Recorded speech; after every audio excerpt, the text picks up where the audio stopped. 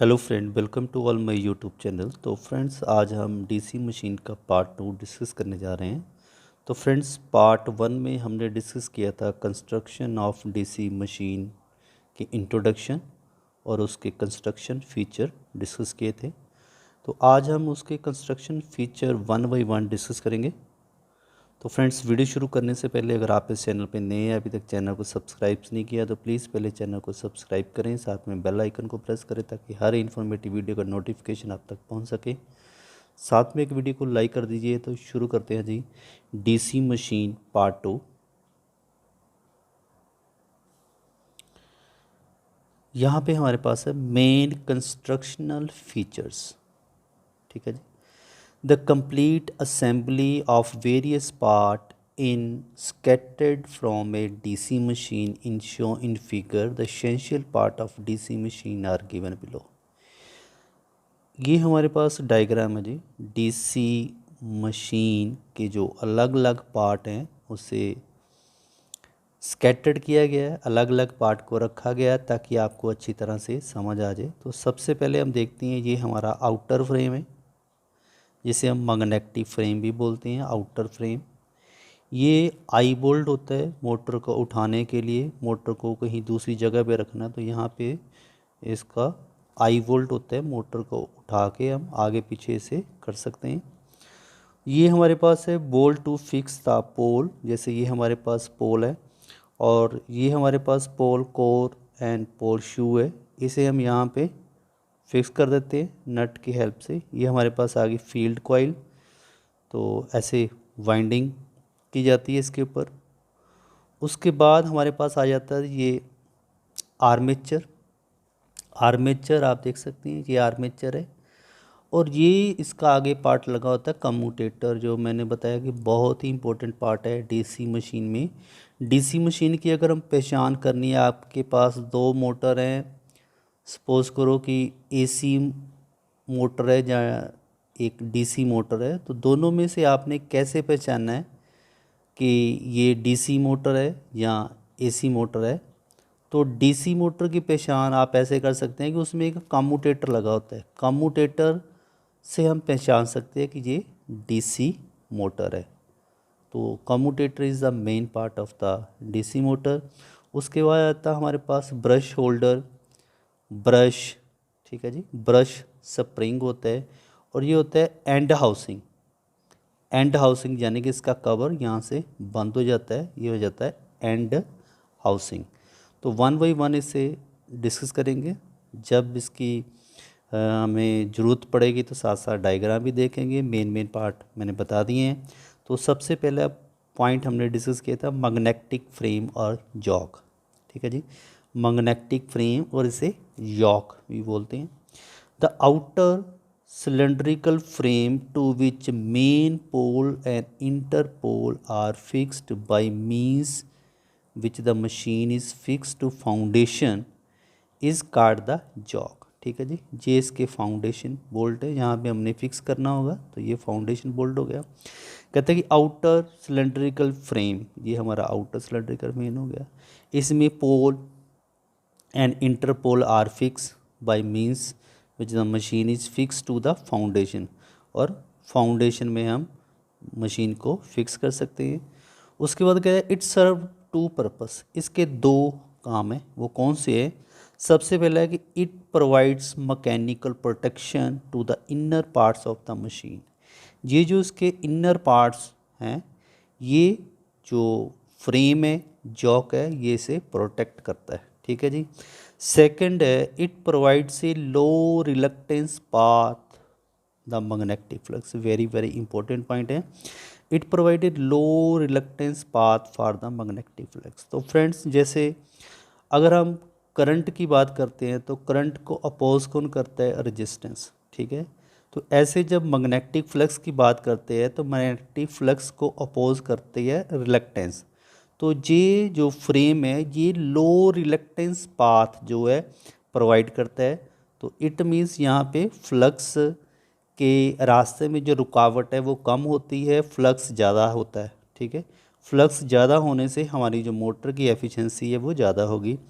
Next है the yoke is made of cast iron. ये जो इसका बाहर वाला फ्रेम है ये किसका बना होता है, कॉस्ट आयरन का। For smaller motor and for larger machines it made up of cast steel और fabricated roll steel since these material have better magnetic property as compared to cast iron। Next हमारे पास point है pole core and pole shoes. Very very important point है। The pole core and pole shoes are fix to the magnetic frame और yoke. ये मैंने आपको पहले बता दिया। ये पोल और पोल शूज़ जो है इसको फिक्स किया जाता है। एक इसका पार्ट जो है बाहर दिखाई दे रहा है, इस पार्ट को हम यहाँ पे इस साइड में फिक्स कर देते हैं। तो pole core and pole shoes are fix to the magnetic frame और yoke by bolt. This serves the following purpose. अब इसका काम क्या है, ये क्या क्या करता है। दिस पुट द फील्ड और एक्साइटिंग कॉइल्स। ठीक है जी, ये जो फील्ड है उसे सपोर्ट करता है, जहाँ आप कह सकते हैं एक्साइटिंग कॉइल। ठीक है जी, जैसे ये फील्ड कॉइल है। नेक्स्ट है this spread outer the magnetic flux over the armature periphery more uniformly. ठीक है जी, ये मैग्नेटिक फ्लक्स को जो है पूरे मशीन में यूनिफॉर्मली यानी कि कांस्टेंट जो है वो स्प्रेड करता है। उसके बाद है since pole shoe have large X section the reluctance of the magnetic path is reduce. ठीक है जी, कह रहा है कि जो पोल शूज़ है जैसे ये इसका लार्जर एक्स सेक्शन है तो reluctance of the magnetic path is reduce. ठीक है, तो इसमें रिलक्टेंस जो है वो कम होती है। ये आगे हमारे पास पोल शूज़ का लार्जर एक्स सेक्शन। इसमें आप देख रहे हैं कि इसमें क्या है, ये फील्ड कॉइल्स हैं, ये फील्ड कॉइल्स, और यहाँ पे रिवर्ट्स है। ये उसके बाद है टॉप्ड होल्स फॉर फिक्सिंग। ये फिक्सिंग के लिए जॉक के साथ हम इसे यहाँ पे फिट कर सकते हैं। उसके बाद है लेमिनेटेड पोल कोर। ये जो है लेमिनेटेड पोल कोर है और इसे हम कहते हैं लेमिनेटेड पोल शू। कहते हैं usually the pole core and pole shoe are made of thin cast steel और wrought iron laminated which are riveted together under hydraulic pressure। ठीक है जी, हाइड्रोलिक प्रेशर के साथ इसे प्रेस किया जाता है, इकट्ठा किया जाता है। नेक्स्ट हमारे पास है फील्ड और exciting coils. Enamelled copper wire is used for the construction of field और एक्साइटिंग कॉइल्स। अब आपने देखा होगा यहाँ पे लिखा है एनामेल्ड कॉपर। इसका मीन्स है कि जो कॉपर वायर है उसके ऊपर एनामेल्ड की एक परत चढ़ी होती है। परत वो क्या करती है, वो जो कॉपर वायर है उसे इंसुलेशन का काम करती है। आपने देखा होता है जब भी हम वाइंडिंग करते हैं तो वाइंडिंग की जो वायर है वो हम सीधा ही मशीन की जो कॉइल बनाते हैं और मशीन में फिट कर देते हैं, और जब उसको हमने सप्लाई देनी होती है तो उसके जो टर्मिनल होते हैं उसको पहले चाकू या नाइफ़ के साथ उसे छीलते हैं, जहाँ उसे थोड़ा आग के साथ जलाते हैं ताकि उसके ऊपर जो एनामेल्ड कवर होता है वो सड़ जाता है और वो जो कॉपर वायर है वो रह जाती है, और वहाँ पे जो हम करंट की सप्लाई देते हैं तो करंट आगे पास होता है। तो जहाँ से उसे एनामेल्ड को छीला जाता है, उतार दिया जाता है, वहाँ पे सप्लाई पास होती है। तो बाकी जो वायर है वो सारी इंसुलेट रहती है। ये एक बहुत ही इंपॉर्टेंट पॉइंट है, ये एक इंसुलेशन का काम करता है। तो यहाँ पे कह रहा है कि enamelled copper wire is used for the construction of the field और एक्साइटिंग कॉइल के लिए। ये सपोज करो हमारे पास कॉइल है, जैसे ये वाइंडिंग है, तो ये कॉपर वायर सारी होगी एनामेल्ड कॉपर वायर। यहाँ पे हमने कनेक्शन देना है, सप्लाई देनी है। तो इस पॉइंट को हम थोड़ा सा नाइफ़ के साथ छील लेते हैं। छीलने का मीनिंग ये है कि इसके ऊपर जो एनामेल्ड की परत लगी है उसे उतार देते हैं, और उसके बाद ये जो है एक कंडक्टर का काम करता है।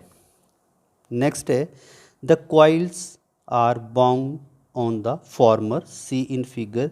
ये हमारे पास एक फॉर्मर एक किस्म का कह सकते हैं, ये एक जो फर्मा होता है, यहाँ पे हम वाइंडिंग करते हैं, फिर फर्मे में से निकाल के उसे हम मशीन में फिट कर देते हैं। ठीक है जी, इसे बोलते हैं farmer.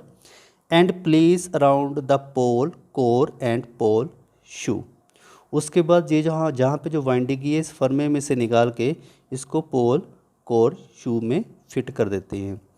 When direct current is pass through the field winding, जब इसमें करंट डायरेक्ट करंट जो है सप्लाई करते हैं, पास होता है, तो इट मैग्नेटाइज, ठीक है, ये magnetise the pole where produce required flux, flux को प्रोड्यूस करता है। The field coil to all poles are connected in series in such a way that when current flow, next देखते हैं, current flow through them the adjacent pole attain opposite polarity show in figures. तो यहाँ पे देखते हैं ये हमारे पास magnetic frame है। तो ये हमारे पास डीसी सप्लाई देते हैं जहाँ पे, तो ये पॉजिटिव टर्मिनल हो गया और ये नेगेटिव टर्मिनल हो गया। जहाँ पे भी हम डीसी की सप्लाई की बात करेंगे, पॉजिटिव और नेगेटिव टर्मिनल को शो करना पड़ता है। तो यहाँ पे हमारे पास ये 4 पोल है, नॉर्थ साउथ, ठीक है जी। तो पॉजिटिव टर्मिनल आप देख सकते हैं यहाँ पे इसकी जो वाइंडिंग है इसकी डायरेक्शन ऐसे और ऐसे। उसके बाद ये साउथ पोल आगे चला गया नॉर्थ पोल में, ठीक है। तो इसकी जो पोलैरिटी आपने देख रहे हैं यहाँ पे इसकी डायरेक्शन इस तरफ है, इसकी जो पोलैरिटी अब ऑपोजिट होगी, ठीक है। उसके बाद फिर ये नॉर्थ पोल में आएगा, तो इसकी जो पोलैरिटी है फिर पिछले पोल से एडजेसेंट पोल से फिर उल्ट हो जाएगी, ऑपोजिट हो जाएगी। सिमिलरली यहाँ पे, तो यहाँ पे ये एक पूरा सर्किट हमारा कंप्लीट हो जाता है, ठीक है जी। नेक्स्ट है आर्मेचर कोर। आर्मेचर कोर क्या है? It is a cylindrical is shape and की टू रोटेटिंग शाफ्ट। ये सिलेंड्रिकल शेप है जिसे हम आर्मेचर कोर कहते हैं, और कहते हैं इसमें की टू रोटेटिंग शाफ्ट। यहाँ पे की है, यहाँ पे की के साथ हम शाफ्ट को कनेक्ट करते हैं, जिसके कारण शाफ्ट भी रोटेट करना शुरू कर देती है। At the outer periphery slot are cut as show in figure. इसके जो आउटर स्लॉट है ऐसे कट किए होते हैं, ये आप देख सकते हैं, ये स्लॉट है। और ये है आर्मेचर स्टैंपिंग्स, ठीक है, स्टैंपिंग्स जिसे प्रेस किया जाता है हाइड्रोलिक प्रेशर के साथ, और विच एकोमोडेट द आर्मेचर वाइंडिंग। इसमें जो है आर्मेचर वाइंडिंग की जाती है। The armature core serves the following purpose. Armature core क्या क्या काम करती है? It house the conductor in the slots, it houses the conductor in the slots. In slots में जो कंडक्टर का घर है, यानी कि यहाँ पे वाइंडिंग की जाती है। It provides an easy path for the magnetic flux, और ये मैग्नेटिक फ्लक्स का एक ईजी पाथ को प्रोवाइड करता है।